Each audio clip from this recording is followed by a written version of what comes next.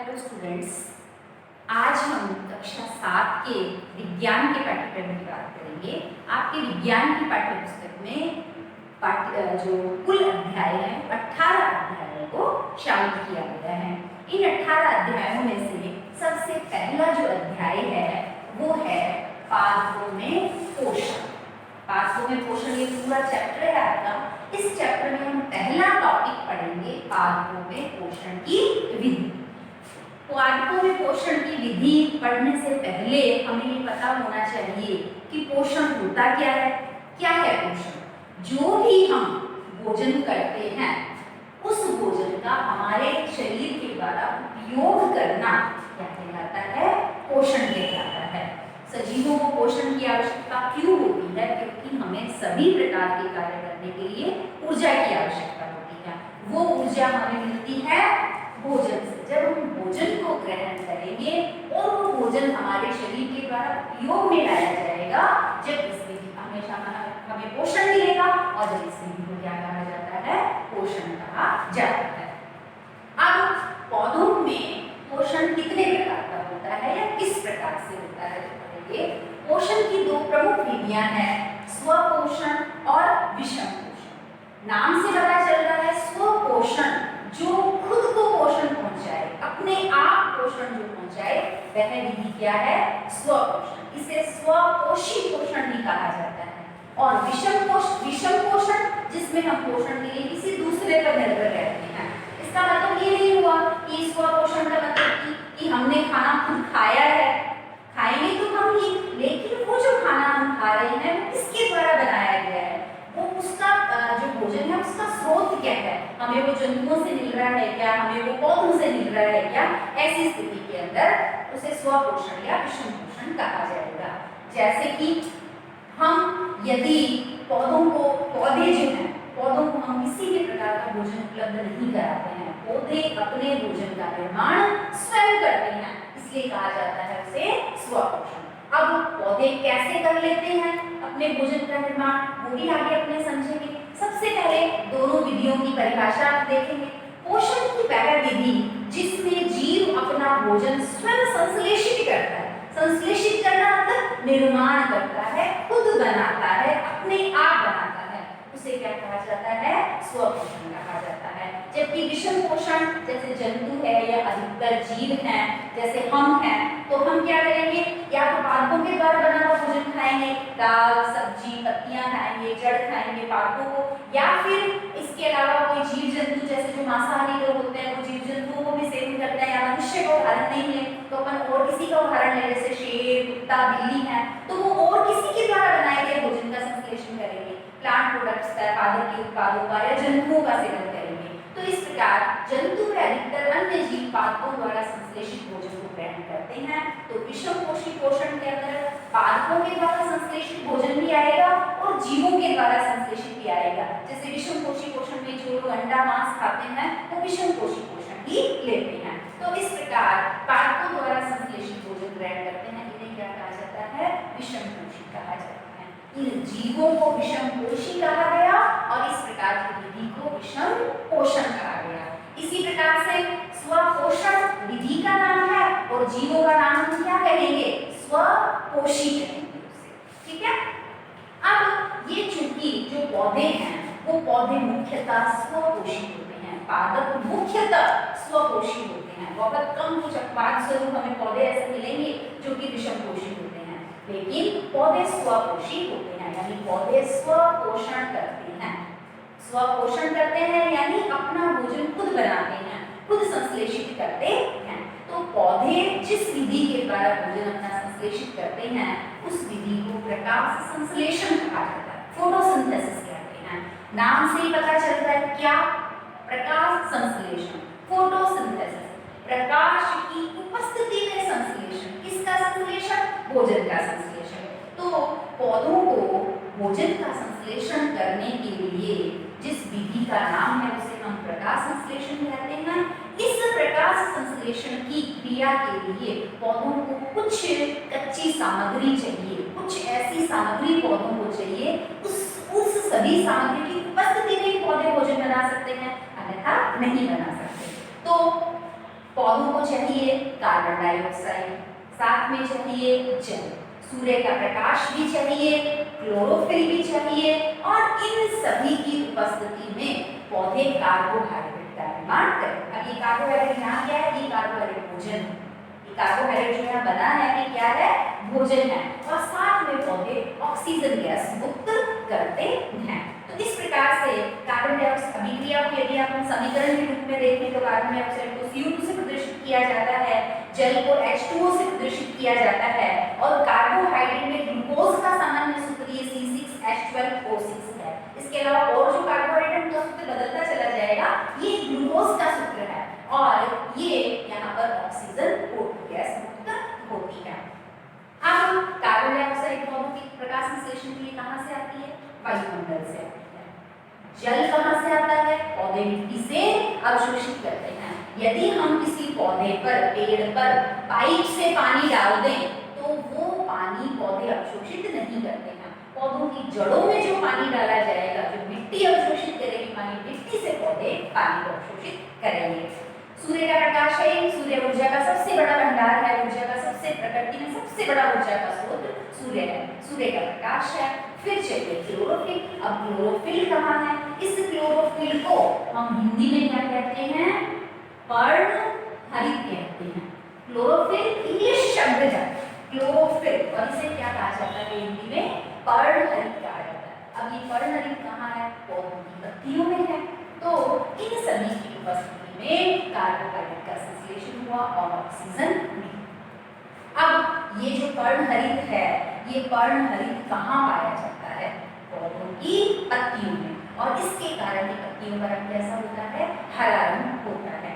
इसके अलावा पौधे की जड़, पौधे का तना भोजन का संश्लेषण नहीं कर सकते, तो पौधे में जो पौधे प्रकाश संश्लेषण का कार्य करेंगे वो किसमें होगा? पत्ती में होगा। लेकिन क्या फिर इसका मतलब ये हुआ कि पत्तियों में तो भोजन संश्लेषित हो रहा है, लेकिन फिर जड़, तना और जो दूसरे भाग हैं फल फूल, उनको भोजन नहीं चाहिए। पत्तियों में जो भोजन बना है वो भोजन एक बार संचित होगा और उसके बाद में पौधे के हर भाग तक पहुंचाया जाएगा जहां उसकी आवश्यकता होती है।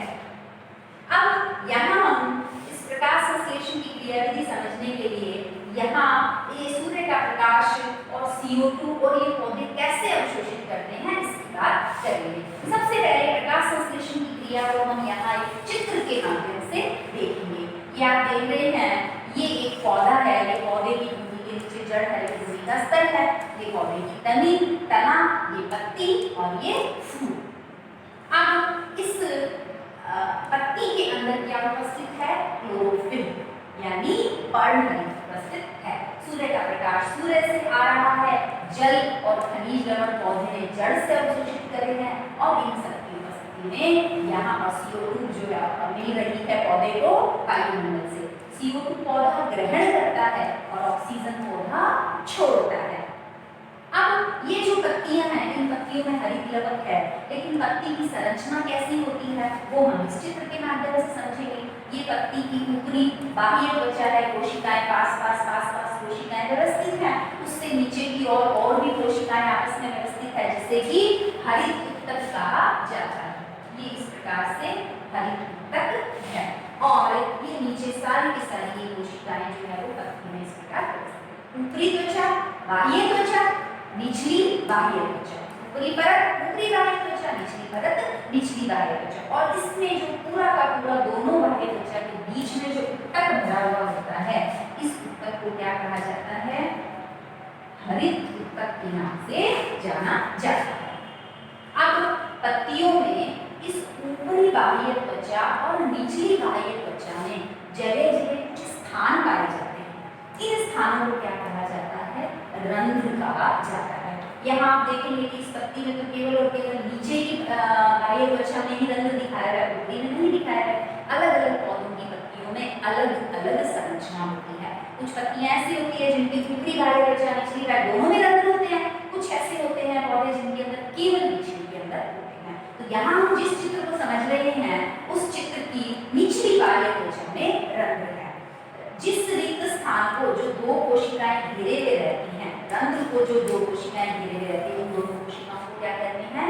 द्वार कोशिकाएं कहते हैं। इस रंध्र के द्वारा ही यहाँ से CO2 प्रवेश करती है और कोशिकाओं के द्वारा अवशोषित किया जाता है और फिर आगे प्रकाश संश्लेषण की क्रिया संपन्न होती है।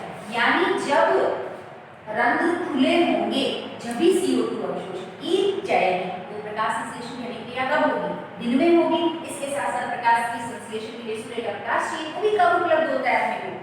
पौधों को दिन में ही उपलब्ध होता है। अब यहाँ इस रंध्र की थोड़ी सी हम और डिटेल संरचना इस चित्र के माध्यम से देखेंगे। ये आप देख रहे हैं, ये इस प्रकार से एक कोशिका है और ये दूसरी कोशिका है। इन दोनों कोशिकाओं को कहा द्वार कोशिका। चित्र में आप एकदम स्पष्ट देख पा रहे हैं कि इस द्वार कोशिका की ये जो अंदरूनी जो सतह है ये अंदर की ओर धसी हुई है और बाहर की जो है वो उभरी हुई है।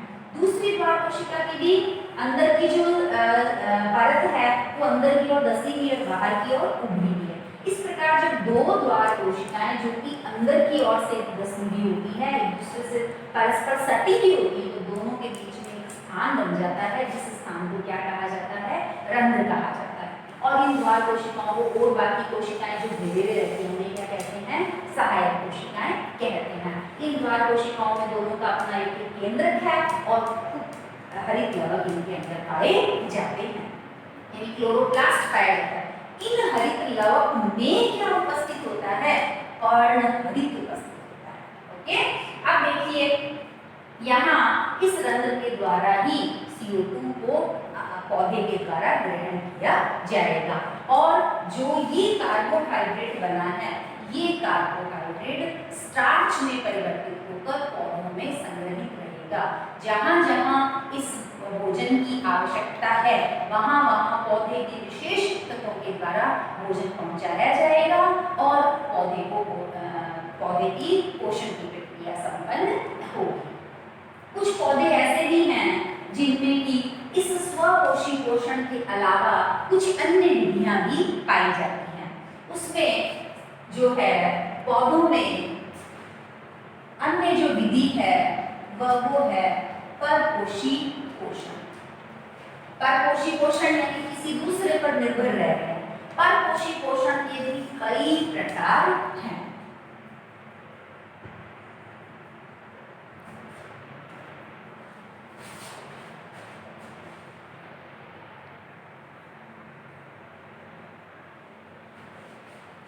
परपोषी पोषण का पहला प्रकार है परजीवी।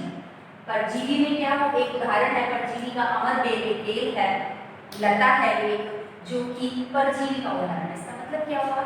ये अमरबेल किसी दूसरे पौधे के ऊपर जिसको हम कहें कि उसके संपर्क में रहेगी और संपर्क में रहने जहाँ जहाँ संपर्क कर रही है वहाँ से कुछ विशेष चूषक उस पौधे के अंदर प्रवेश करवाएगी और वहाँ से भोजन को अवशोषित करेगी। तो पौधों में परजीवी का उदाहरण है अमरबेल।